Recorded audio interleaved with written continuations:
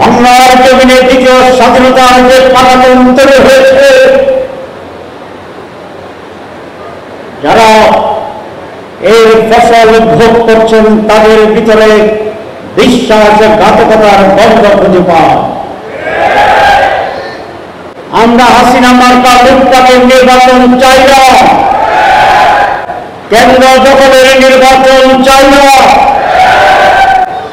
দিনের নির্বাচন রাতে অনুষ্ঠিত হয়ে যাবে সেরকম নির্বাচন চাই না। সরকারকে বলবো, যেখানে যেখানে প্রয়োজন সংস্কারের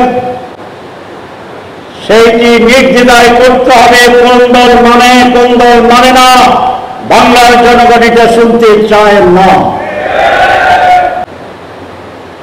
এই বিশ্বাসঘাতকদেরকে আমাদেরকে চিনতে হবে, প্রতিহত করতে হবে, প্রতিহত করতে হবে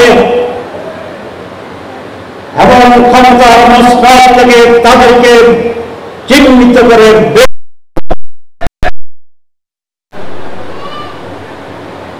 আমরা স্পষ্টভাবে তিনটি কথা বলেছিলাম।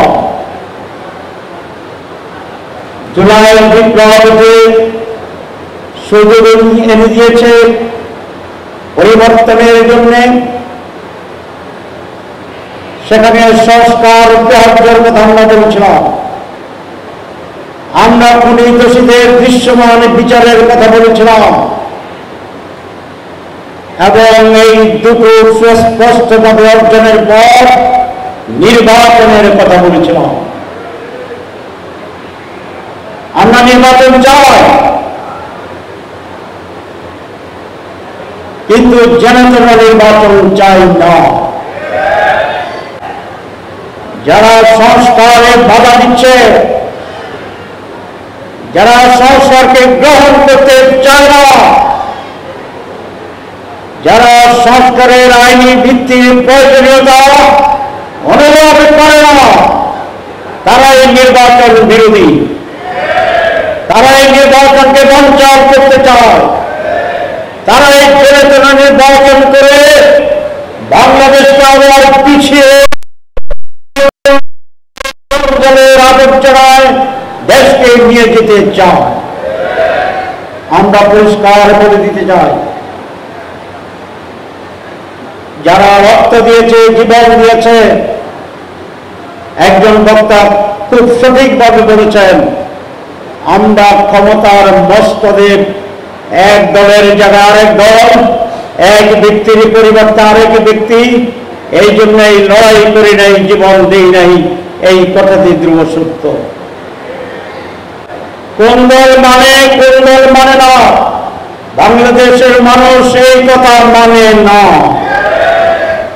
সুতরাং স্পষ্ট বক্তব্য এবং ঘোষণা, দেশকে দুর্নীতি মুক্ত করার জন্য, দেশকে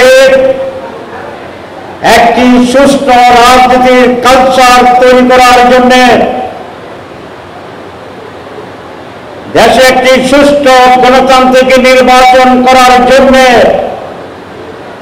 বাংলাদেশের স্বাধীনতার সার্বভৌমত্বকে অক্ষুণ্ণ রাখার জন্য যা কিছু পাইল, এই সরকারকে সেটি করতে হবে। না হলে জনগণের সাথে বিশ্বাসঘাতকতা হিসাবে, শহীদদের সাথে বিশ্বাসঘাতক হিসাবে, যারা রক্ত দিয়েছেন, ত্যাগ করেছেন, তাদের সাথে বিশ্বাসঘাতক হিসাবে ইতিহাস আপনাদেরকে চিহ্নিত করবে।